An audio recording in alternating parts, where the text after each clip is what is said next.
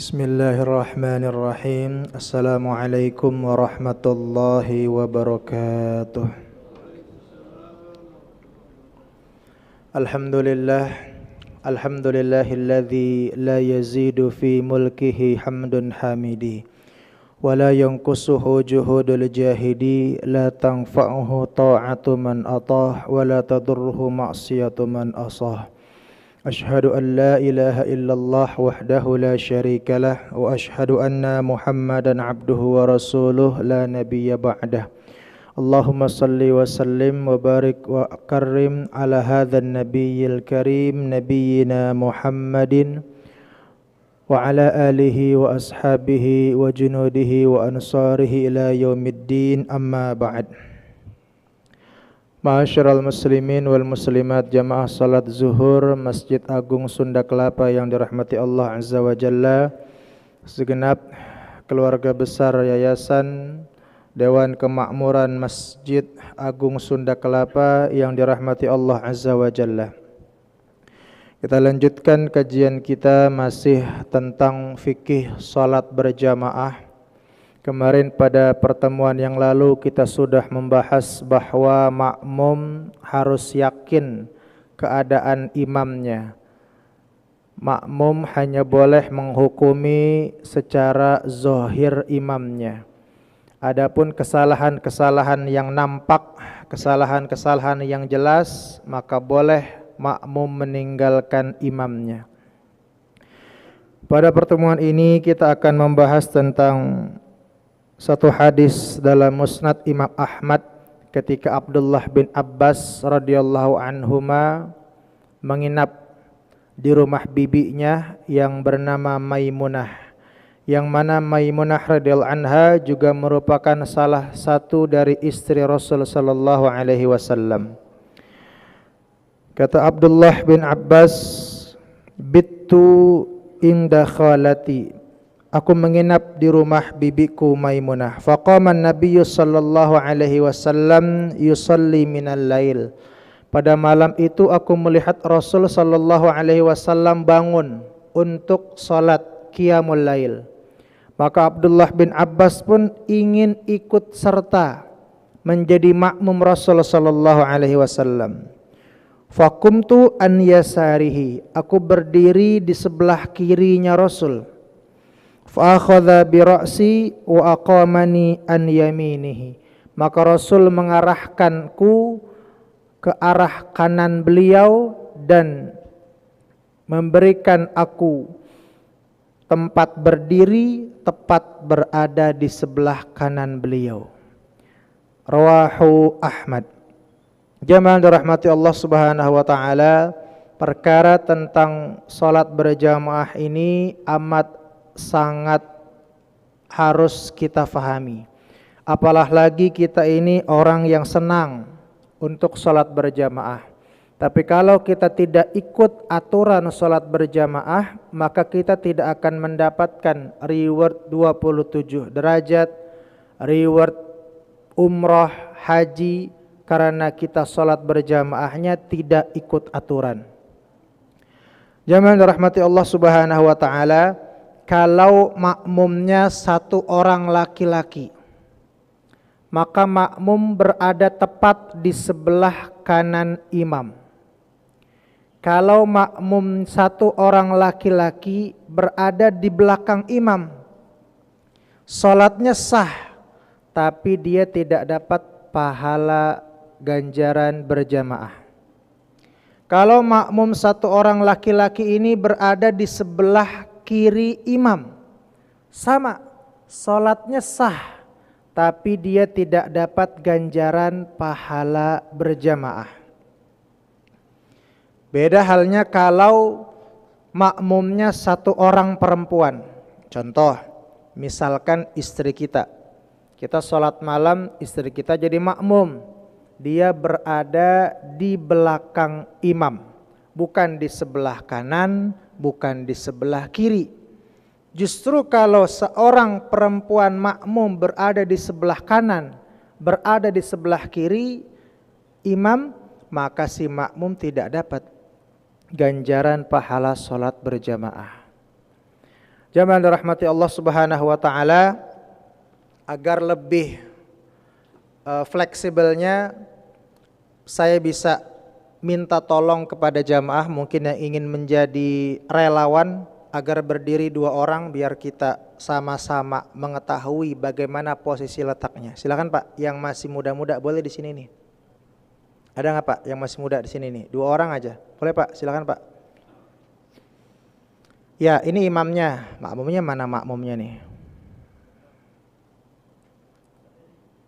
Ustadz sini aja Ustadz. Mana nih? Ya, boleh. Nah, ini kalau 1 orang makmum laki-laki berada tepat di sebelah kanan imam. Begini, bukan di belakang, bukan di kiri. Nah, kemudian ada 1 lagi Pak. Mana nih 1 lagi? Datang nih 1 lagi. Ya Allah, jangan yang sepuh coba. Yang agak muda, mana yang muda? Saya nggak enak nanti.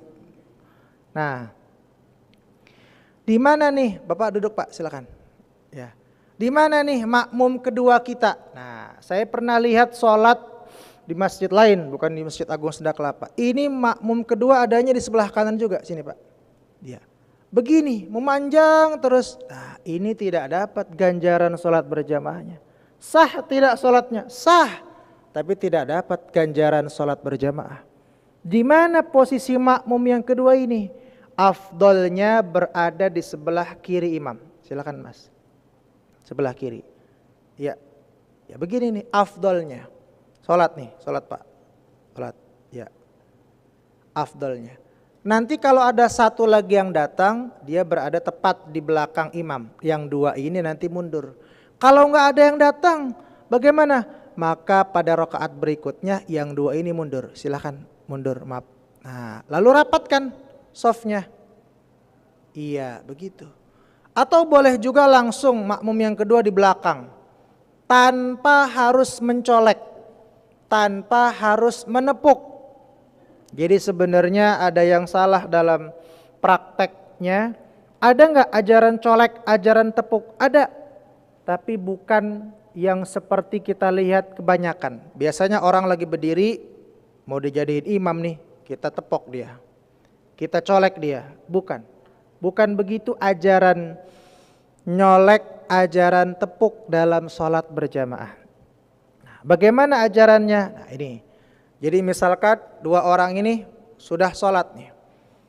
Ketika sholat, lalu kita contohkan sebelumnya, kalau imamnya perempuan dulu, imamnya perempuan, makmumnya perempuan, namanya Musholah An-Nisa. Di mana nih imamnya? Bukan begini. Maju Pak, 2 orang makmum. Bapak imamnya diem aja imam. Ya boleh di situ, dah. Makmum nih 2 nih. Di mana nih makmum perempuan? Ya di situ. Ini begini nih, Bapak sama Pak. Enggak, imamnya diam. Ya begitu tuh. Maju aja 1 langkah dikit imamnya. Ya, ini kalau jamaahnya perempuan semua, imamnya perempuan, makmumnya perempuan semua. Cuma maju 1 langkah aja, nggak usah harus maju seperti biasa kita. Sekarang saya contohkan bagaimana kalau ajaran tepuk ini. Nah, yang 2 makmum mundur Pak, ke belakang, rapat ini. Nah, ini jangan sampai nggak rapat. Boleh maju 1 orang lagi jadi makmum. Ada nggak Pak? Ya. Anggaplah ini penuh nih ya. Softnya penuh. Nggak mungkin saya berdiriin 20 orang, 30 orang. Anggap aja ini udah penuh. Sudah penuh nih ya. Ada yang baru datang. Berdiri Pak, mana yang baru datang nih? Ada nggak Pak? Nggak, ini udah penuh misalkan. Ada nggak satu lagi yang baru datang? Ada nggak Pak?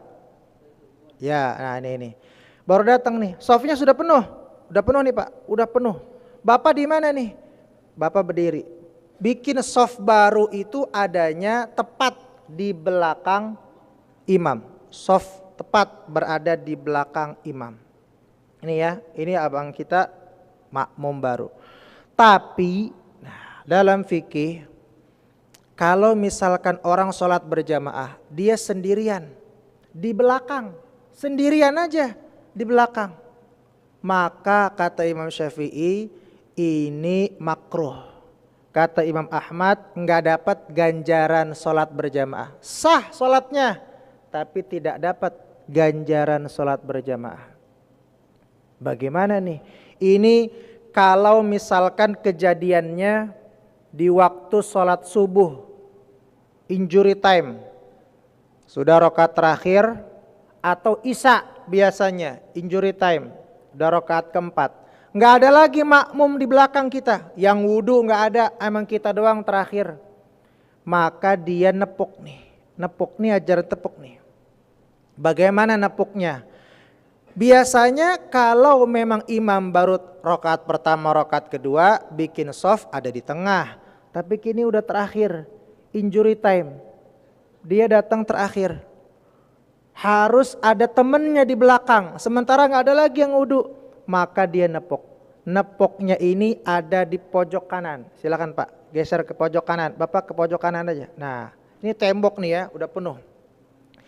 Bagaimana tepuknya ini? Bapak takbir dulu Pak. Takbir. Allahu Akbar. Ya, takbir. Masuk berarti ke dalam sholat ini. Udah takbir. Sudah takbir, baru Bapak tepuk. Takbirnya di tengah-tengah soft. Ya, di situ. Ini tembok ceritanya. Ya, di tengah-tengah. Ya, di situ. Takbir Pak. Bukan Bapak imam, Bapak yang belakang. Ya, takbir Pak, takbir. Allahu Akbar, baru tepuk. Baru Bapak mundur. Mundur Pak.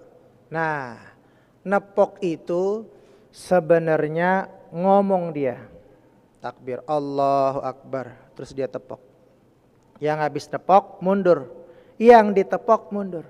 Ini sebenarnya dia ngomong, cuma pakai isyarat. Mundur Bang, temenin saya di belakang, biar saya dapat ganjaran pahala sholat berjamaah. Cuma kalau yang ditepok nggak mundur.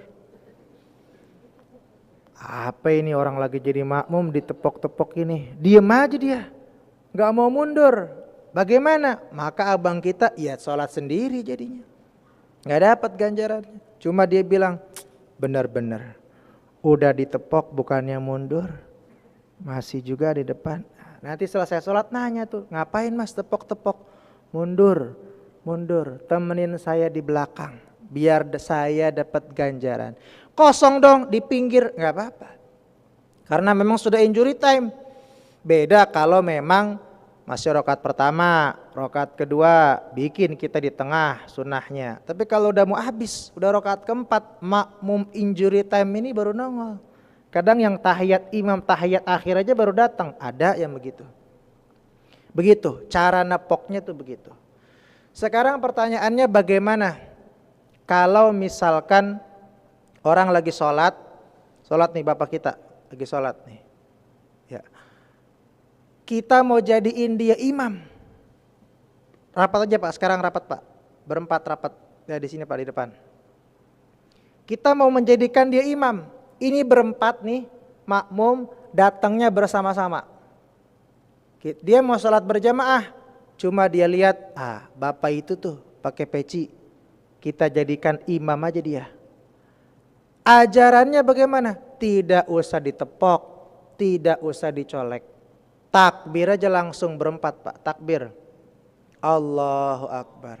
Udah, ini dia imam kita nih. Satu.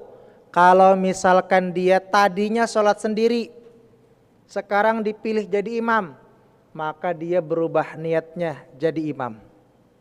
Dua, kalau bapak kita ini tadinya makmum, mantan makmum. Ustadz Amin udah selesai, bapak kita berdiri nih, nerusin sendiri. Makmum dia, mantan makmum. 4 orang ini mau menjadikan bapak ini imam. Nggak dicolek, nggak ditepok, langsung takbir.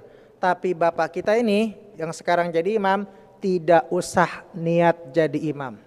Kenapa?